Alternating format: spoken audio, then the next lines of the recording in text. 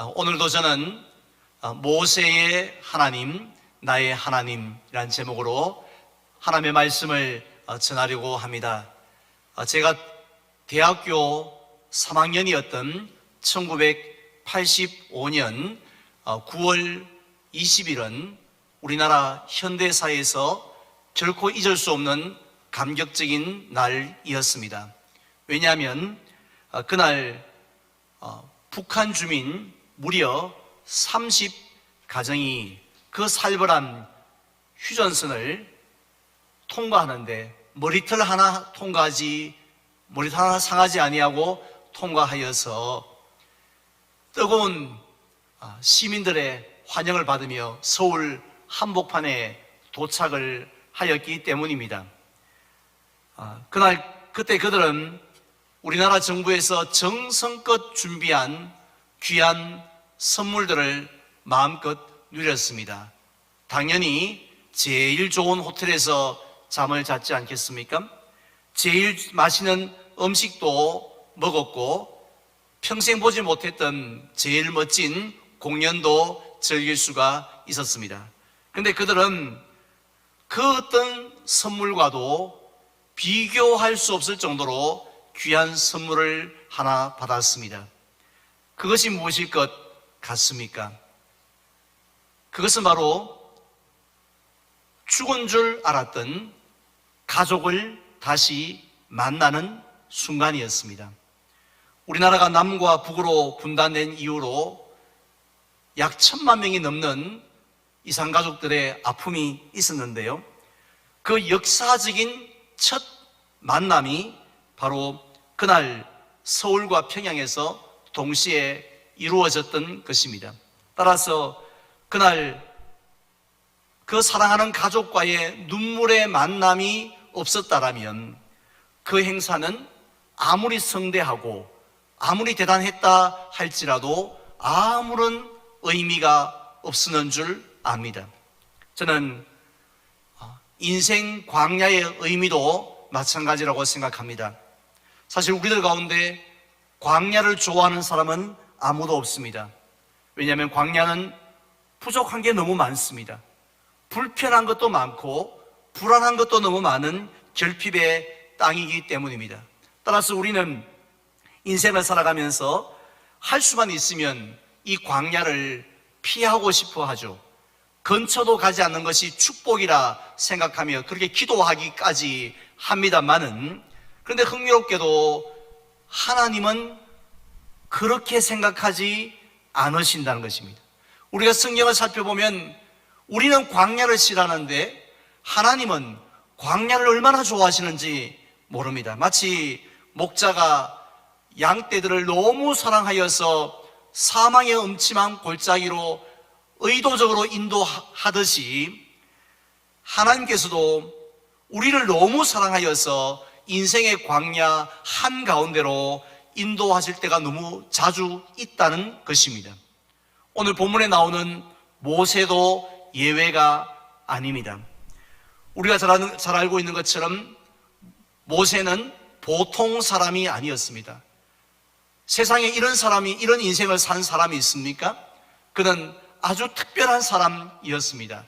먼저 그 이름 자체가 특별하지 않습니까? 물에서 건짐을 받았다. 우연하게 건짐 받았던 것이 아니었습니다. 하나님의 놀라운 이 섭리 가운데 모세의 부모에게 믿음을 주셨고, 그리고 바로의 공주를 통해서 그를 건져내게 한 것입니다. 어디 그뿐이었습니까? 목숨만 건져도 정말 대단한 인생인데 그는 세계 최고의 교육을 받을 수 있는 애굽 왕궁에서 훈련과 교육을 받게 되어집니다. 그뿐 아니라 그에게는 남다른 열정이 있었습니다.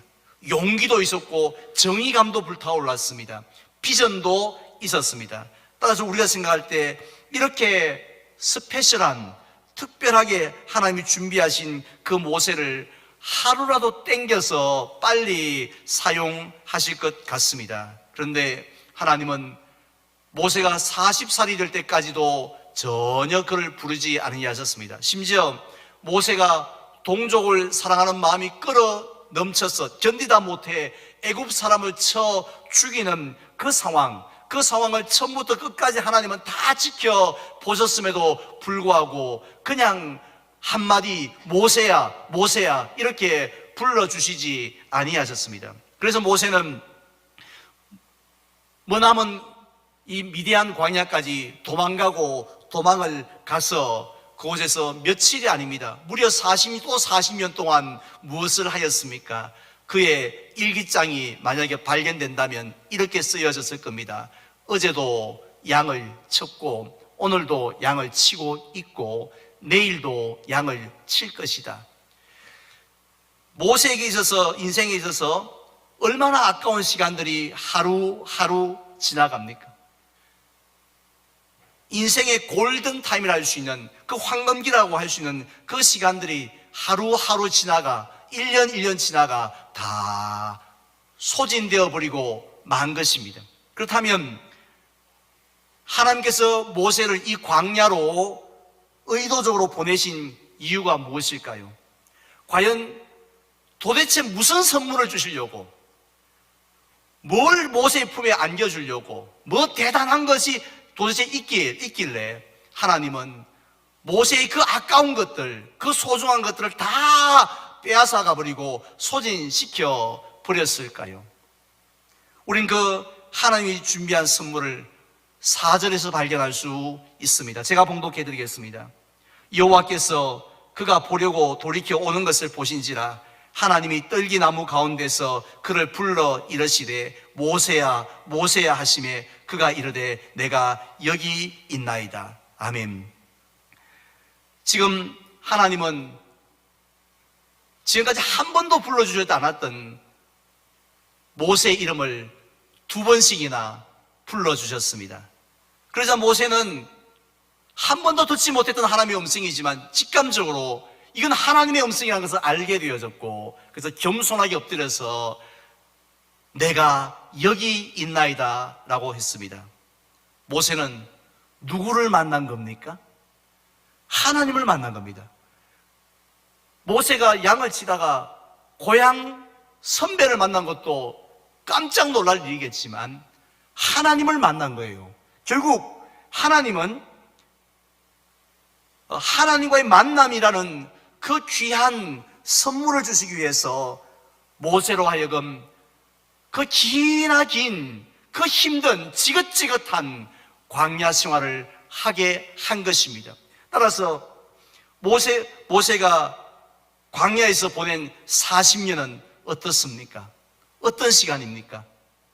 인간적으로 볼 땐 헛되고 헛된 시간처럼 보이지만 그러나 결코 헛되지 않은 시간인 줄 믿습니다. 무엇 때문입니까?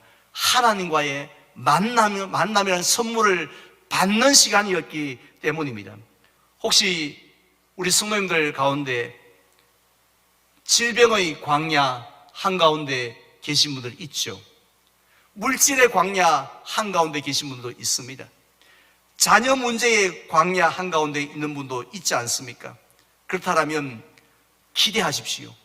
그냥 우리는 광야 한가운데서 무엇을 우린 기대합니까? 언제 끝나는가요? 하나님 끝이 어딥니까? 그것을 우리는 바라보고 더 이상 아프지 않게 해주세요. 더 이상 잃어버리지 않게 해주십시오. 우리는 그것을 기대하면서 보내지만은 실제로 우리가 정말 기대해야 될 것은 무엇인가요? 그것은 바로 하나님의 선물입니다. 하나님이 이 광야 생활을 통해서 우리에게 주시고자 하시는 그 하나님의 선물을 사모하는 것, 기다리는 것, 그것이 바로 광야 가운데 있는 우리가 해야 될 기도인 줄 믿습니다. 그것이 무엇입니까? 하나님과의 만남인 줄 믿습니다.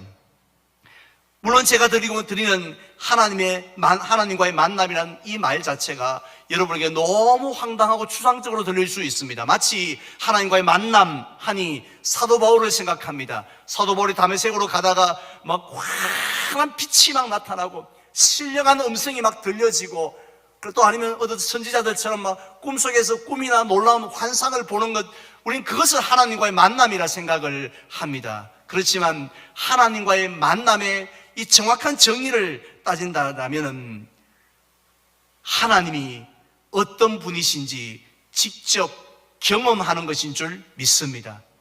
그냥 설교 시간에 많이 들었어요. 주일학교 때 많이 배웠습니다. 그런 하나님이 아니라, 하나님은 정말 사랑의 하나님이시구나. 하나님은 정말 살아계신 하나님이시구나. 하나님은 능력의 하나님이시구나 하는 것을 내가 직접 익스피리언스, 경험하게 되어지는 것, 이것이 바로 하나님과의 만남입니다. 이런 만남이 여러분에게 임하기를 주님의 이름으로 축원합니다. 사모하기를 축원합니다. 저희 가정 얘기를 해서 죄송합니다만은 근본에 제 아버님 장례를 치르면서 저는 하나님께서 저희 아버님을 마지막 순간까지 은혜로 붙드심을 보았습니다. 그 힘들고 어려운 마지막 곡 순간까지 저를 통해서 아버지가 제일 좋아하는 찬송을 듣게 하시고 또 기도하신 것들을 이루어 가시면서 주님 품에 안기는 모습을 보게 하셨습니다. 저는 이것이 바로 하나님과의 만남이라 생각합니다. 바로 이런 선물이 있기 때문에, 즉 우리가 당하는 모든 광야에는 하나님의 선물이, 하나님과의 만남이라는 선물이 반드시 준비되어졌기 때문에 시편 119편 기자는 내가 고난당한 것이 내게 뭐라고 말씀했습니까? 유익이라 했습니다. 상식적으로 가족 간에 상봉이 없는 남북 상봉 행사가 있을 수 있습니까? 그게 빠질 수는 없죠. 공연은 빠져도, 관광 시간은 빠져도 가족과의 상봉 시간을 어떻게 빼놓습니까? 그게 하이라이트인데, 마찬가지입니다. 우리가 광야 생활을 할 때에 하나님께서 다른 건 다 빼도 빼지 않으신 것도 있습니다. 하나님과의 만남의 타임인 줄로 믿습니다. 따라서 우리들은 광야 한복판에서 그 하나님과의 만남을 기대하고 또 사모해야 할 줄 믿습니다. 그런데 오늘 본문에 보면은 그 하나님과의 그렇게 귀한 만남에는 몇 가지 원칙이 있음을 발견할 수 있습니다. 먼저 첫 번째로 하나님께서 우리를 만나 주시는 때, 즉 만남이라는 선물을 주시는 바로 그 타이밍, 그 때가 있다라는 사실입니다. 전도서 3장 1절에 보면 범사의 기한이 있고 천하 만사가 다 때가 있다고 하셨습니다.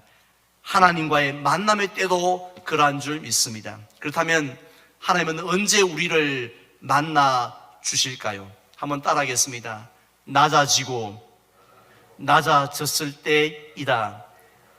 믿으시면 아멘 합시다. 왜냐하면 하나님은 교만한 자를 싫어하십니다. 교만한 자를 물리치시고 사용하지 않으십니다. 가까이 하시지 않습니다. 하지만 심령이 가난한 자는 복이 있나니 라는 그 말씀처럼 하나님 앞에 나는 아무것도 아닙니다 하면서 고백하면 나오는 겸손한 자를 기뻐하시고 사용하시는 줄 믿습니다. 사실 모세가 광야에서 40년을 보냈는데요, 40년이 아니라 400년을 보냈다 할지라도 여전히 왕자병에 걸려가지고 내가 누군 줄 알아?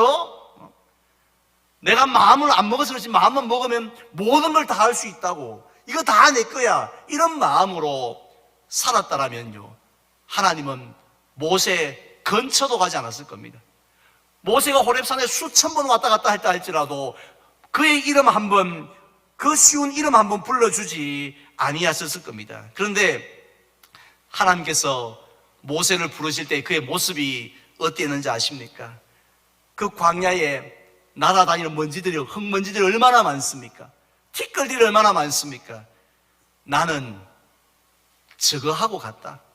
예전에는 난 대단한 이따만한 다이아몬드 같은 애굽의 왕자였지만 지금 내 꼴은 저거 하고 갔다 하는 생각을 하고 있었다는 겁니다. 나의 것은 아무것도 없다는 것이죠. 오늘 본문 1절도 보십시오. 지금 모세가 양떼를 치더니라고 말씀하는 것이 아니라 뭐라고 말씀합니까? 모세가 그의 장인 미디안 제사장 이드로의 양떼를 치더니라고 했습니다. 모세는 40년 동안 뼈 빠지게 일했지만 자기 이름으로 되어진 양떼 한 마리 없었다는 거죠. 자기 명의로 되어진, 등기 되어진 재산 하나 없었다는 것입니다. 아무것도 없는 거예요. 다 장인 겁니다. 그러니까 내 것은 아무것도 없구나. 내가 지금 군대를 일으킬 힘도 없고 이스라엘 백성을 구원할 그런 능력도 내게는 없구나 하는 생각을 한 거지요. 그래서 누굴 찾습니까? 하나님을 찾습니다. 하나님을 바라보게 되어집니다. 바로 그때에 그 자리에 마침내 이르게 되어지니까 하나님께서 기다리고 기다리시다가 마침내 그 자리에 이르게 되어지니까 하나님이 뭐라 하십니까? 모세야, 모세야 하고 모세를 불러주셨습니다. 두 번이나 부르시는데, 어이, 그 나이 많은 그 늙은 목자, 이렇게 부르신 게 아니라, 모세의 이름을 불러주셨습니다. 이름을 불러주다는 게 무엇을 의미합니까? 사람들이 볼 때는 저 늙은 목자가 뭘 할 수 있을까? 한물 갔다라고 인생 끝났다라고 생각했지만, 하나님은 그를 너무 귀하게 여기신 겁니다. 너무 값진 겁니다. 그래서 그의 이름을 모세로라고 모세의 이름을 불러주신 것입니다.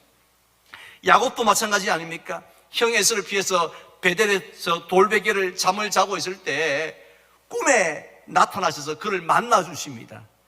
왜 만나 주셨을까요? 왜 만나 주셨을까요? 낮아졌기 때문입니다.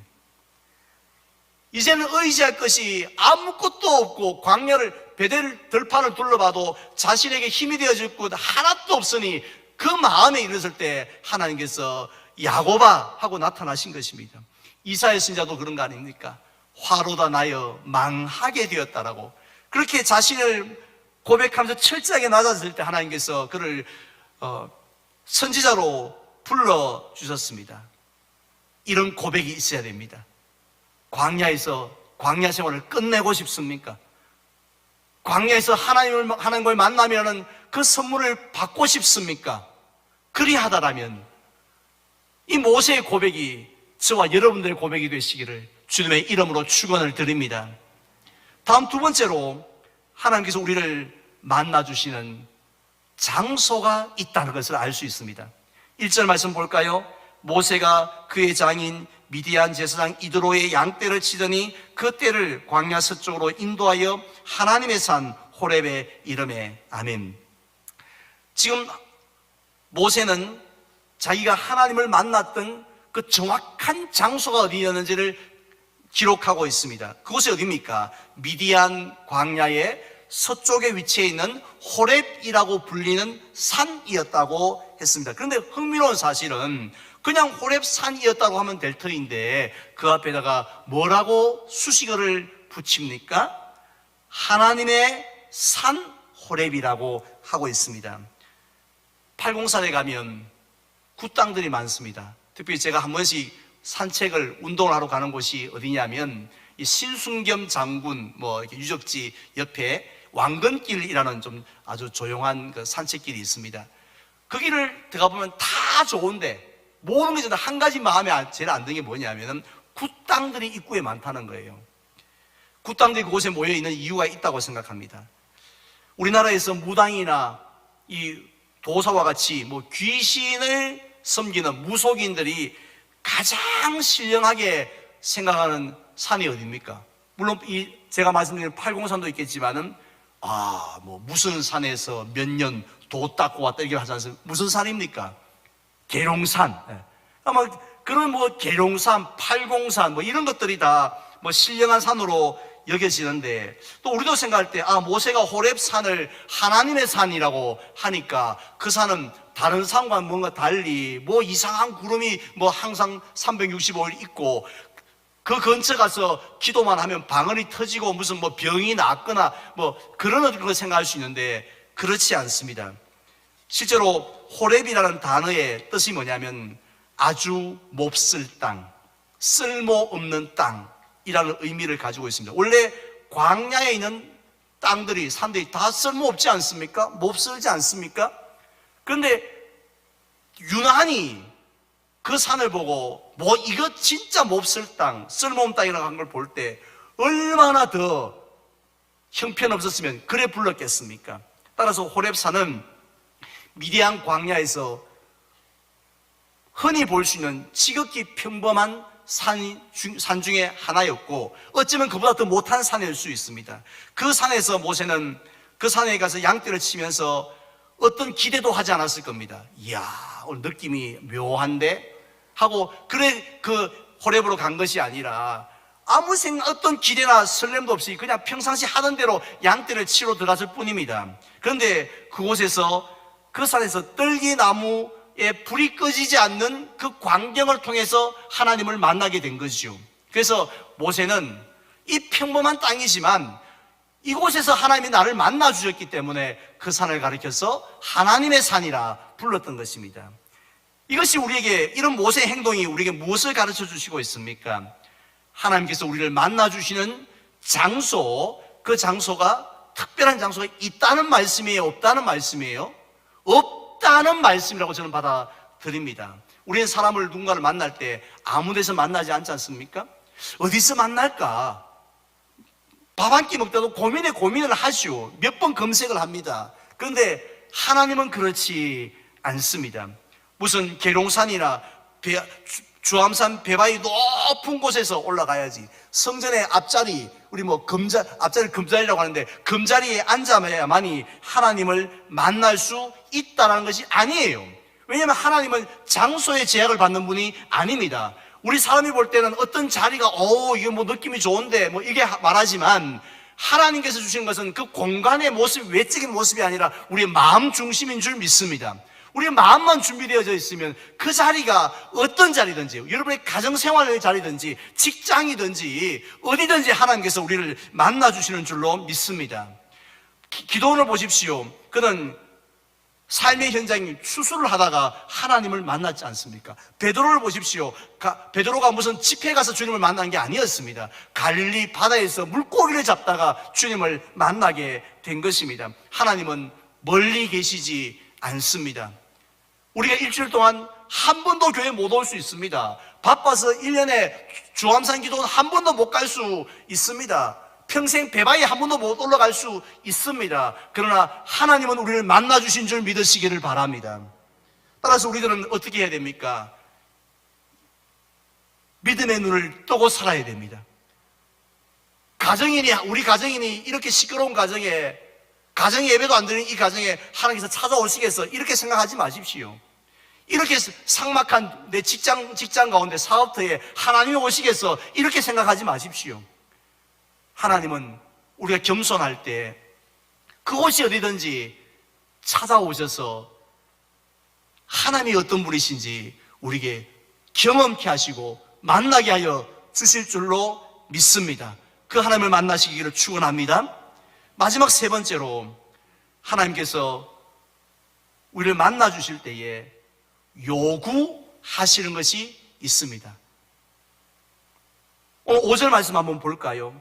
우리 다 같이 한 목소리로 봉독하겠습니다. 하나님이 이르시되 이리로 가까이 오지 말라. 내가 선 곳은 거룩한 땅이니 내 발에서 신을 벗으라. 아멘.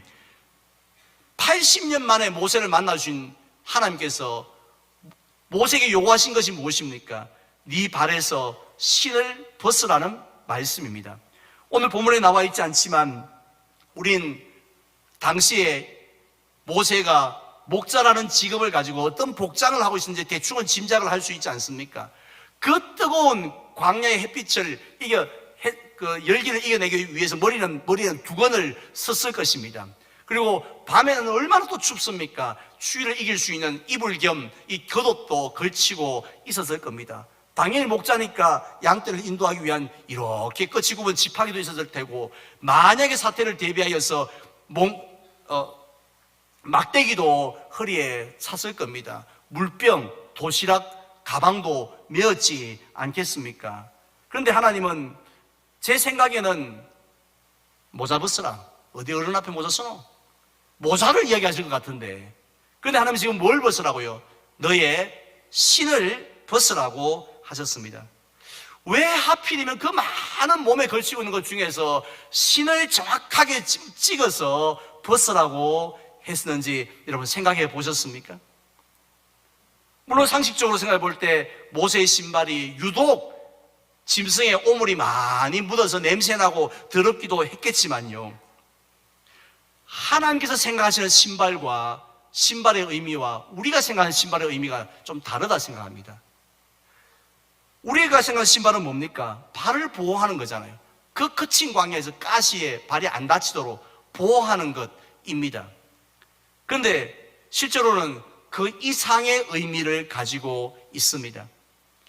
어쩌면 그것을 사람들은 본성적으로 좀 느끼고 있기 때문인지 모르겠지만, 좀 이런 표현을 했어서 이런 말씀을 드려서 죄송합니다만은, 목숨을 끊는 안타까운 결정을 하신 분들이 보면 신발을 벗어놓고 그런 어리석은 결정을 하는 것을 보지 않습니까? 다른 건 안 벗는데 왜 신발을 벗을까요? 결국 그 신발은요, 우리가 어디를 가든지 항상 따라온 것입니다. 그래서 그 신발은 사람이 지금까지 살아온 인생을 고스란히 담고 있는 물건입니다. 따라서 하나님께서 내 발에서 신을 벗으라고 했을 때에 그 의미가 무엇인지 짐작되지 않습니까? 그냥 냄새 나니까 신발을 한번 벗어라. 집에 들어올 때 신발 벗어라 더러운데, 이런 거와는 개념 다른 생각이죠. 지금 하나님은 눈에 보이는 신을 벗고 신느냐 벗느냐, 지금 그게 중요한 게 아니었다는 거죠. 무엇을 의미합니까? 지금까지 80년 동안 네가 살아왔던 과거의 인생과 결별하라는 것입니다. 즉, 하나님을 만나기 전에 가졌던 모세의 비전이 있었습니다. 모세의 가치관이 있었습니다. 모세의 꿈이 있었고 계획이 있었습니다. 그런데 이제는 하나님을 만나는 그 이후로는 모든 것들을 다 신발을 벗어놓듯이 다 테이크 오프, 벗어버리라는 것이죠. 슬쩍 걸치는 것도 아니고 들고 있는 것도 아니고 완전히 집어 던져 버리라 라는 말씀입니다. 그래서 이제는 하나님이 주시는 꿈을 가지라는 거예요. 하나님이 주시는 방법대로 살아가는 것입니다. 하나님의 방식대로 살아가는 것입니다. 그것이 바로 내 신을 벗으라 라는 의미입니다. 원래 모세 당시에 노예는 신을 신지 않았습니다. 따라서 결국 너는 나의 종이 되라는 것이죠. 지금까지는 네가 주인이었고 네 마음대로 했지만 이제는 주님의 뜻에 따라서 주님의 이끄시는 대로 살라라는 의미였습니다. 오늘날 우리들도 마찬가지입니다. 하나님께서 우리를 만나주시는 그 귀한 선물을 주시지 않습니까? 그런데 그 선물을 주실 때에 그것 자체로 끝나기를 원치 않으십니다. 일회성 이벤트가 되기를 더욱더 원치 않습니다. 가끔씩 우리가 나 무슨 기도하다가 이런 하나님을 만났어요, 경험했어요 하면서 그때는 이랬어요 이렇게 말을 하는데, 하나님이 원하시는 것은 그게 끝이 아니라는 것이죠. 모세가 어디 나가서 양을 치러 가는데 떨기 나무가 어땠고 불이 이쪽에서 닿고 소리가 어땠고 그때 하나님의 음성은 무엇 같았고, 그런 것들을 그냥 이렇게 소개하며 살기를 원치 않으셨다는 것이죠. 하나님이 원하시는 것은 무엇입니까? 만남 이후로 달라지기를 원하는 겁니다. 내가 주인 되었던 그런 삶, 과거의 삶과 완전히 단절하고 이제는 하나님 한 분만을 주인으로 모시고 살겠습니다. 만약에 우리가 이런 신발을 벗어 던지는 그런 결단이 없다면, 그런 삶의 변화가 없다면 사실은 하나님과의 만남이 아무런 의미 없습니다. 만나게 해주십시오라고 해서 만난들 뭐합니까? 그게 하나님께 어떻게 영광이 될 수 있습니까? 따라서 우리를 만나주실 목적이 바로 하나님 한 분만으로 모시고 살라는 뜻임을 기억하시기를 바랍니다. 이제 저는 말씀을 맺고자 합니다. 이산가족 상봉 행사에서 누릴 수 있는 가장 큰 선물은 가족과의 만남이라면, 인생 광야 한가운데서 이것저것 잃어버리고 우리 상실해버렸던 우리에게 하나님께서 주시는 가장 귀한 선물은 무엇일까요? 하나님과의 만남인 줄 믿으시기를 바랍니다. 그런데 하나님과의 만남은 때가 있다고 했습니다. 언제입니까? 우리가 낮아지고 낮아졌을 때에만 만날 수 있습니다. 또 하나님과의 만남의 장소가 있다고 했습니다. 어딥니까? 특별한 곳이 아니라 우리의 삶의 현장입니다. 마지막으로 하나님과의 만남에는 뭐가 있습니까? 요구가 있습니다. 하나님과의 만남은 공짜가 아닙니다. 요구하십니다. 십자가를 지라고, 신을 벗으라고, 이전 것은 지나가서니 새 것이 되라고 우리에게 말씀하고 계십니다. 과거의 삶과 단절하라는 것입니다. 그래서 이제는 주님을 따라가는 제자의 삶을 살라는 것이에요. 이러한 하나님과의 만남이 이번 2022년 가운데 저와 여러분들 가운데 늘 넘쳐나시기를 바랍니다.